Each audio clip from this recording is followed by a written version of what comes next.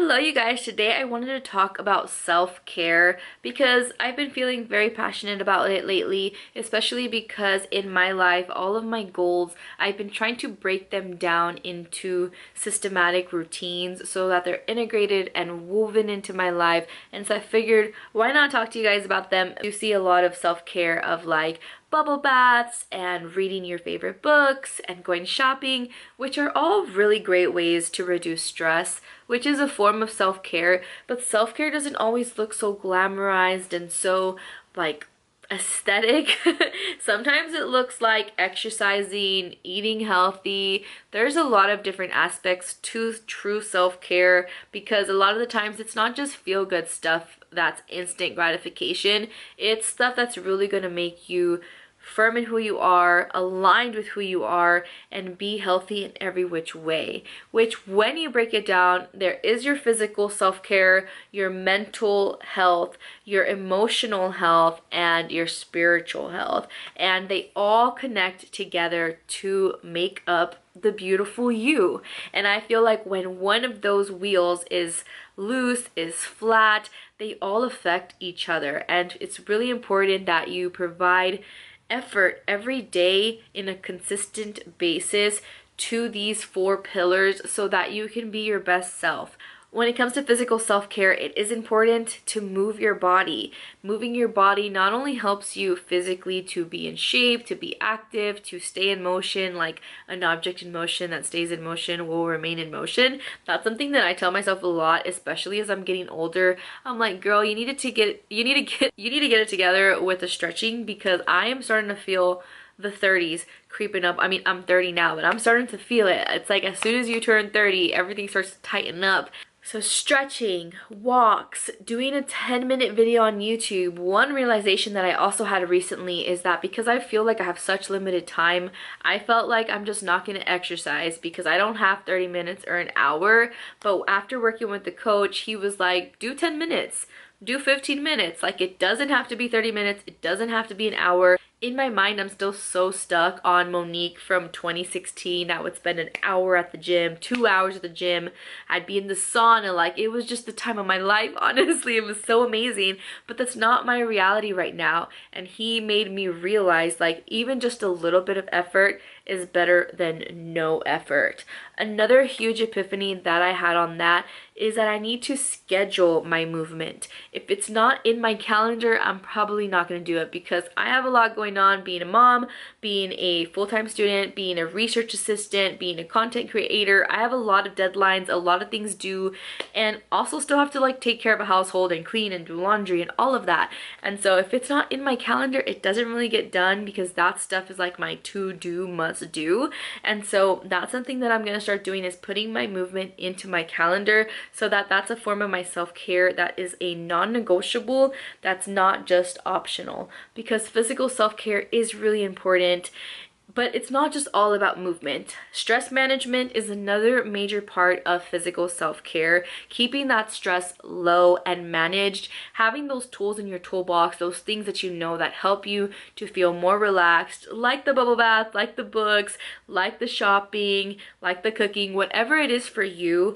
Definitely be sure to also, if you have to schedule it in, do that. But keeping that stress low, because stress transforms into anxiety. It's a physiological response, and sometimes when stress goes unmanaged for too long, it can turn into heart attacks, strokes, other illnesses. And so it's really important. Stress is one of the main things that's like a silent killer. So I highly recommend that if you feel like you're a high stressed, high strung out person, which used to be me, I've learned, okay? And I think for some people who grow up in traumatic households, or you grow up in an environment that is the baseline, it's hard to break free from that, but it's worth the effort and it's worth the unlearning. It's worth the therapy because it's definitely not the way that we should function.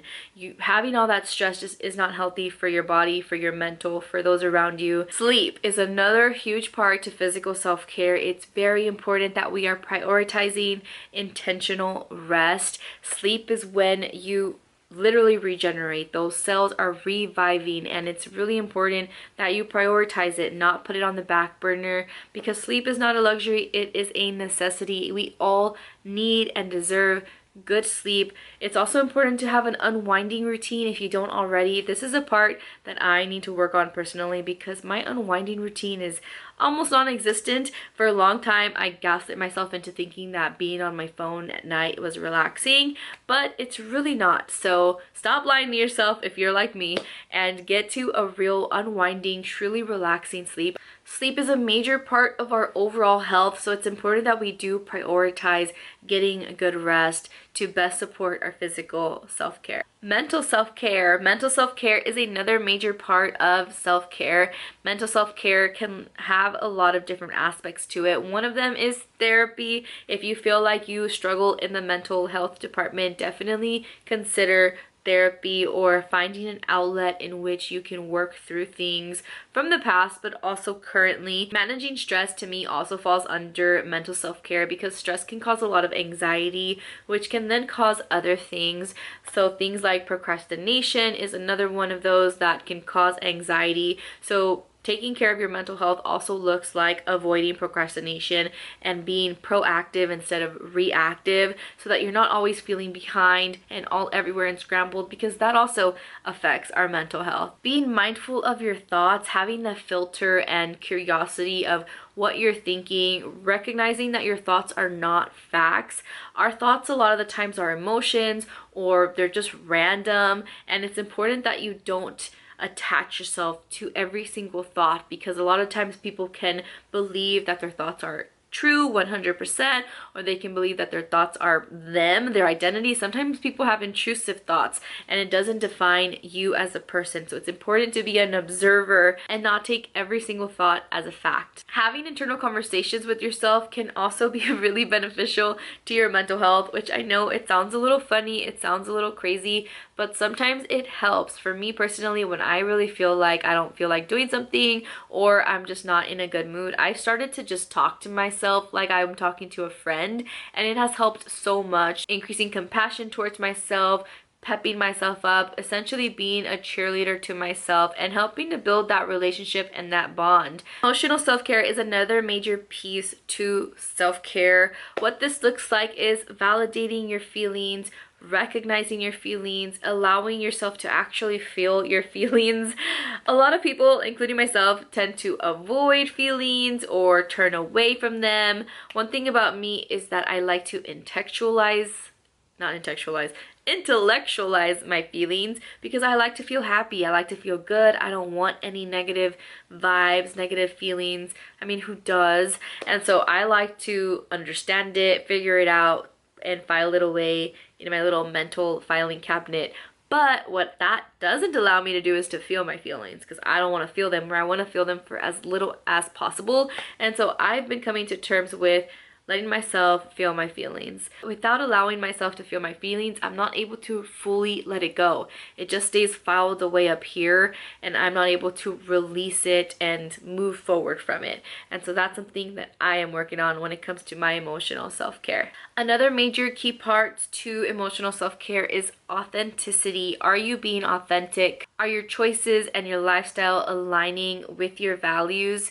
Because when you don't feel in alignment to who you are, when you aren't clear on your values, when your life choices or your lifestyle does not look like the person that you know you are, it creates havoc in your life. I personally went through this, and it was one of the hardest times of my life. I felt so lost, and my emotions, my emotional self-care, my stability, I felt like I lacked foundation, because at the end of the day I did. I literally went pen to paper and got very clear on what my values were and who I am, who I believe I am, and who I can see myself becoming, and making sure that my lifestyle and my choices started to reflect that. And lastly, spiritual self-care. Although spirituality can look many different ways, it all comes down to alignment, balance, and harmony in your life, living in your truth, being authentic to who you are, and having purpose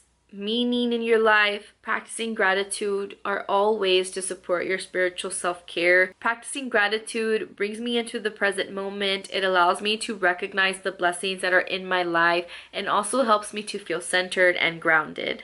It's very important to be honest with yourself about where you're at in your life, how you truly feel about yourself, about your choices, to ensure that you are in alignment and being authentic so that you can best support yourself and ensure that your self-care habits are supporting your goals and what you're trying to do. All of these forms of self-care are interconnected, and there may be times in your life where one area needs more attention than the other, but for me personally, what I'm trying to do is integrate habits and routines into my life where I'm touching base on all of these aspects of self-care, which are physical, mental, emotional, and spiritual, so that I can just ensure that I'm staying proactive instead of reactive and not burning out or getting behind, and also building in my goals so that I feel like I'm moving forward and just continuing to strengthen my self-confidence, my positive self-regard, and be the best me that I can be for my family, for my friends, for my community,